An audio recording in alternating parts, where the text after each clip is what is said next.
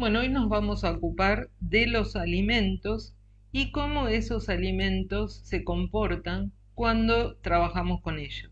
Es decir, vamos a ver qué estudia la reología, que aparece formalmente en 1929. Bueno, pues la reología estudia cómo fluyen esos alimentos y cómo se deforman. Es decir, ante la extensibilidad que tenga una masa, la textura de un chocolate, la firmeza de una verdura. Bueno, todo eso estudia la reología, la fricción que hay entre los sólidos y el flujo de los fluidos en una tubería. Se requiere de esos conocimientos reológicos porque es necesario modelizar el comportamiento de diversos materiales para luego trabajarlos en la industria. El dulce de leche, mermelada, mayonesa. En la industria es importante porque luego se van a bombear, se van a calentar, enfriar, se van a agitar y luego esos alimentos van a tener que ser aceptados por los consumidores y además van a llevar un control de calidad.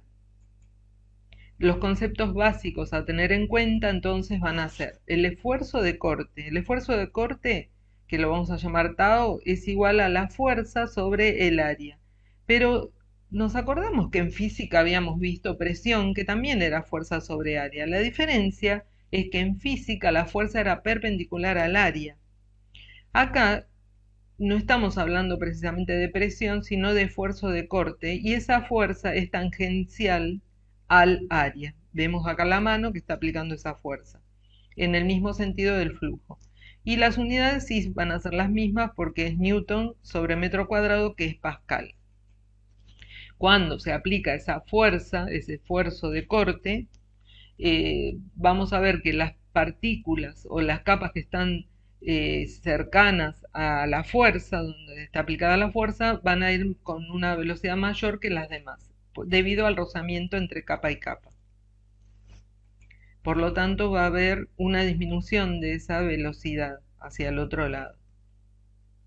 Y el otro concepto es el gradiente de velocidad o velocidad de Cisalia, que es cómo varía esa velocidad, como dijimos recién, en el eje, por ejemplo, acá el eje Y.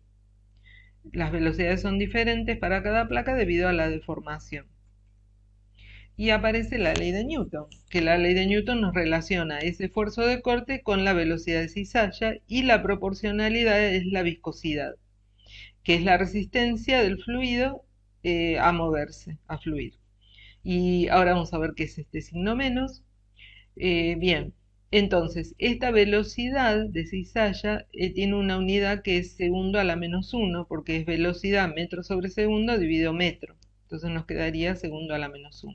Ojo que es con respecto al eje Y, cómo varía. Y la velocidad está en el eje X. ¿Y la viscosidad qué unidades tiene? Bueno, en el sistema internacional, Pascal por segundo o Newton por segundo sobre metro cuadrado, y en el CGS el poise. Y un poise es 0,1 pascal por segundo, pero una unidad más chiquita, que es el centipoise, que es muy utilizada, que es 10 a la -3 pascal por segundo. Acá nuevamente vemos cómo es la ley de Newton, y acá nos habla de este signo menos, que se debe a que la tensión cortante actúa en la dirección opuesta al gradiente de velocidad. Bien. Los fluidos que responden a esta ley de Newton se llaman newtonianos, y como vemos está el tau en función de ese gradiente de velocidad, y la pendiente es entonces la viscosidad, que era la relación de proporcionalidad, y vemos que es constante. Quiere decir que esta es la característica de los fluidos newtonianos, donde la viscosidad es constante, como podemos ver en este otro gráfico de viscosidad en función del gradiente de velocidad. Acá tenemos ejemplos de fluidos newtonianos: la leche con poca cantidad de sólidos, lo mismo el jugo de fruta, vino, cerveza o aceite. La viscosidad varía con la temperatura, y sí. Ahora vamos a ver cómo. Por ejemplo, acá el agua tiene un centipoise a 21 grados, la miel tiene 10.000 centipoise a 21 grados. ¿Y qué pasa cuando aumenta la temperatura?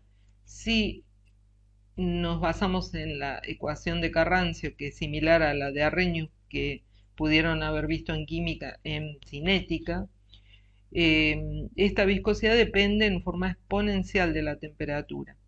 E sería la energía molar para vencer las fuerzas de fricción de las moléculas del material.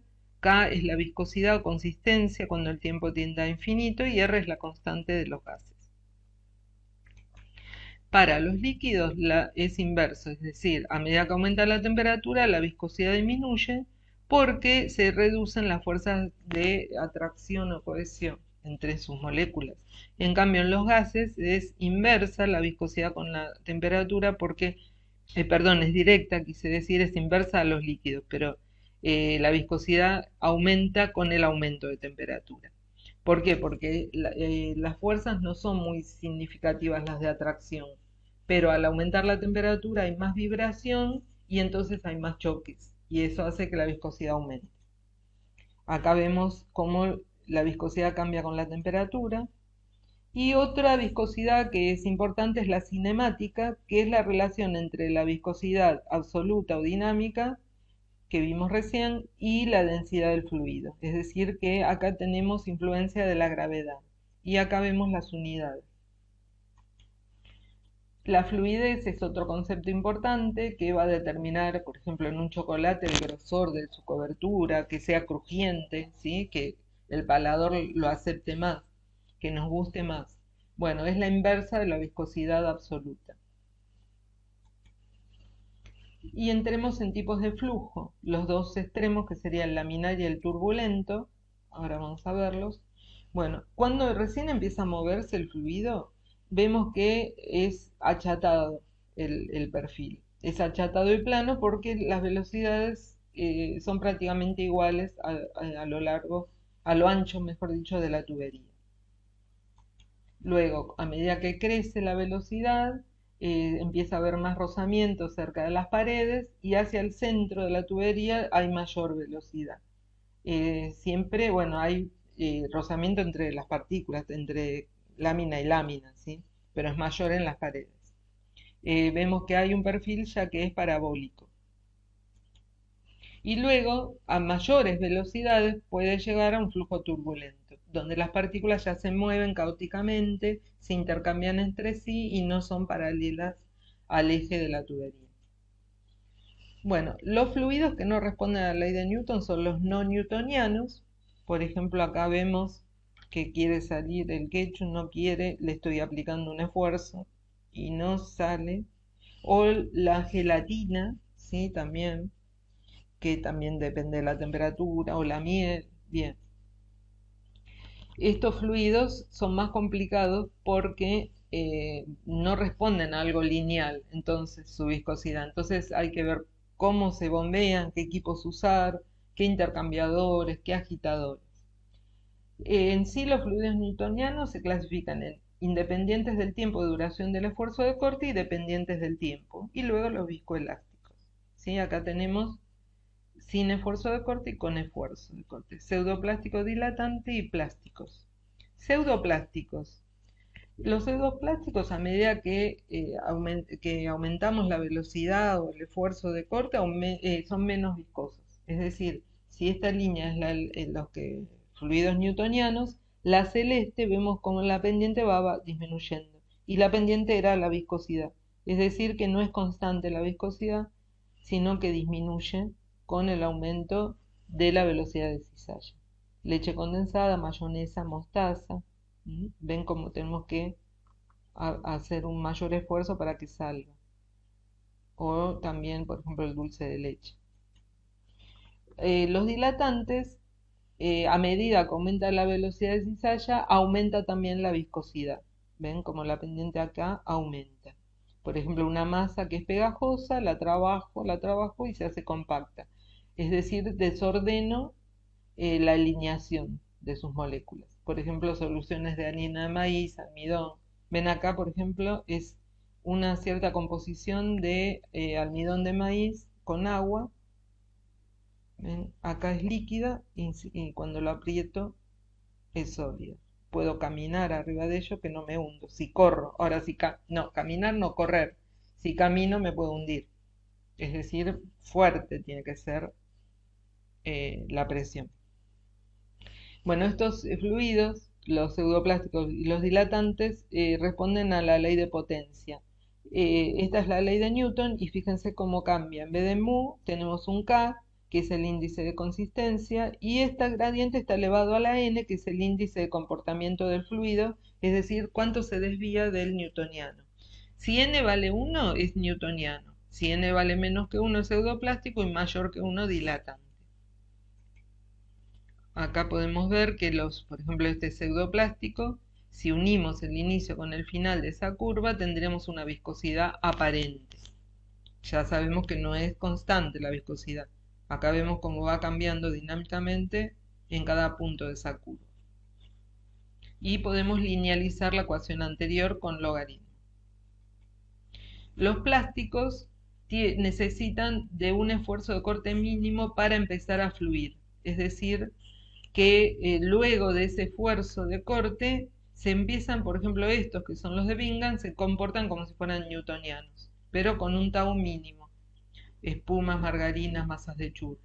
Los plásticos de Casson igualmente con un tau mínimo, pero luego la viscosidad en este caso va disminuyendo, como si fuera un pseudoplástico. Y es un poco más complicada la ecuación.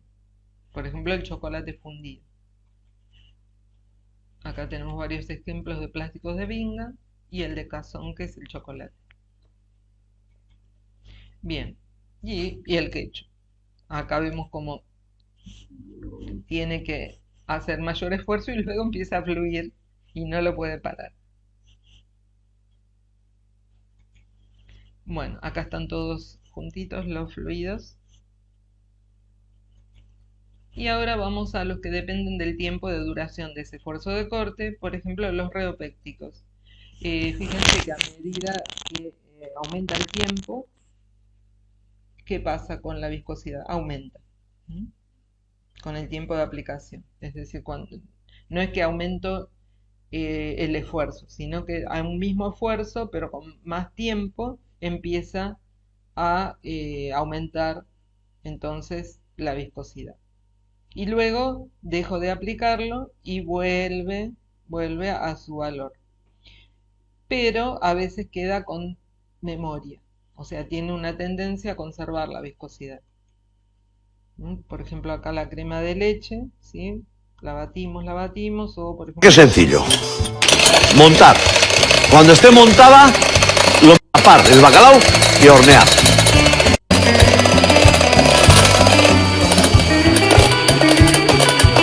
Qué sencillo. Bueno, y luego los tisotrópicos, que con ellos, a medida que pasa el tiempo, perdón, acá sería esta curva, a medida que pasa el tiempo la viscosidad disminuye. O sea, la viscosidad desciende con el tiempo. Y luego de dejarla de aplicar, también tengo el fenómeno este que es de histéresis, que es la memoria que tiene ese material al esfuerzo. Por ejemplo, sopa de crema, yogur, leche condensada. La viscosidad entonces disminuye con el tiempo. Y acá tenemos el reopéctico y el tisoctópico, y este sería el bucle de histéresis. Es el grado, indica el índice de destrucción, es decir, que no vuelve a como era antes, a la consistencia que tenía. Y luego tenemos los viscoelásticos, que tienen las dos propiedades, viscosa y elástica. Una masa, por ejemplo, se comportaría como si tuviera un resorte y un émbolo o pistón, ¿sí? Porque yo lo estiro con el resorte, pero luego es como que vuelve a su forma. Entonces, al aplicar más fuerza, vencemos esa resistencia y se va elongando. Si es un sólido ideal, vuelve es decir, recupera su estado inicial después de la deformación, pero el viscoelástico no. Le queda algo de deformación. Tenemos los malvaviscos, las geles, las cremas heladas. Bueno, ¿y cómo medimos esa viscosidad para luego saber cómo trabajarlo en la industria? Bueno, con los viscosímetros, ¿sí? Cada viscosímetro va a ser adecuado para determinado tipo de fluido. Para los no newtonianos necesitaremos la curva de flujo. Por eso los instrumentos son más caros en realidad. Bueno, el viscosímetro capilar es muy útil para los newtonianos. Es un capilar y tenemos el fluido dentro y medimos el tiempo que tarda en bajar de una marca a la otra. Responden a la ecuación de Hagen-Poiseuille, ¿sí? Acá les indica cada una de las variables, después lo miran detenidamente, y acá estamos comparando con una sustancia que sería de referencia, el tiempo de una y de la otra. Acá tenemos que primero se llena, está lleno, y vamos cuando llega, a la marca, ahí se va llenando que hasta volver.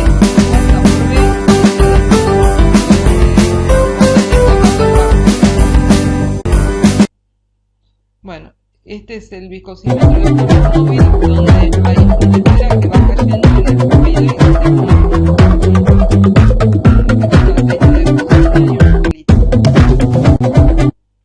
Y acá tenemos la ecuación que se basa en la ley de Stokes, este viscosímetro, esta sería la ecuación de Stokes, y acá tenemos con referencia a una sustancia que conocemos. El rotatorio, que tiene que ver con el torque, es la rotación, ¿sí?, del rotor en el fluido. Entonces, de acuerdo al torque y a la velocidad o frecuencia de giro, el radio también del cilindro, se calcula la viscosidad. O si esto sería para un solo rotor, o pueden ser dos cilindros concéntricos, como vemos acá, uno fijo y otro rotatorio, y se utiliza la fórmula de abajo. También acá tenemos un videito. Este es el de rotor único, ¿sí? Ven que va rotando y siempre se trabaja la velocidad a la que va a estar en la industria. Bueno, y este es otro es de cilindros concéntricos. Bueno, esto es para que recuerden lo que era torque. Y el otro viscosímetro es el de copa, que se usa para chocolates, que es una copa que tiene un agujero en el fondo, entonces se llena con un fluido y se mide el tiempo que tarda en caer. Por ejemplo, acá vamos a ver que lo llena y ahí va tomando el tiempo de descarga, ¿sí? Ahí lo había llenado. Y ahí empieza a tomar el tiempo. Si son sólidos, tenemos otros modelos para investigar esos sólidos, por ejemplo el de Hooke, que es para cómo se deforma el material con una fuerza, con un esfuerzo de corte. Acá vemos que si esto es la fuerza y la deformación, hasta A es proporcional y vuelve, si yo dejo de aplicar la fuerza, vuelve a su estado como sin deformarse. Ahora, entre A y B ya no es proporcional esa deformación al esfuerzo, pero sí vuelve. Pero cuando llego a B, tengo un límite. A partir de B, ya el material no puede volver a su estado inicial, ya queda deformado. Y cuando llega a C, ya a partir de ahí, ya se rompe el material. Acá vemos ejemplos de esto, del comportamiento hookeano en frutas, vegetales, en granos. Se hacen generalmente para investigar, no propiamente en la industria, pero sí en los laboratorios. Bueno, otro modelo es el módulo de Young, que establece la relación entre el alargamiento que sufre por un esfuerzo ese material. Por ejemplo, un espagueti, ¿sí? La banana, el pan, bueno, la zanahoria es la que necesita más fuerza para deformar, ¿sí? Porque tiene más dureza. Y tenemos otro modelo que es el módulo de rigidez, que tiene en cuenta un ángulo, ¿sí? Expresado esa deformación con un ángulo. Y luego el coeficiente de Poisson, que establece la compresión lateral y la deformación. Por ejemplo acá, como si lo estiro o lo comprimo. Por ejemplo, gelatinas, papas, masa de harina, pan fresco. Y después tenemos el módulo de compresión o volumen cuando se deforma el cuerpo al sumergirlo en un líquido. Por ejemplo, una carne, ¿sí? En un tuco puede ser, o acá tenemos frutas en chocolate o en queso, una fondue. O por ejemplo el pan que lo ponemos en huevo, ¿sí? Que la red esa de gluten que tiene el pan empieza a colapsar y pierde su forma, o al freír, ya sean croquetas, o por ejemplo un tiramisú que tenemos que beber una vainilla en café. Bueno, todas estas pruebas, entonces, como dijimos antes, son más que nada de investigación, ¿m? Y nos sirven para estudiar todas las propiedades de esos alimentos.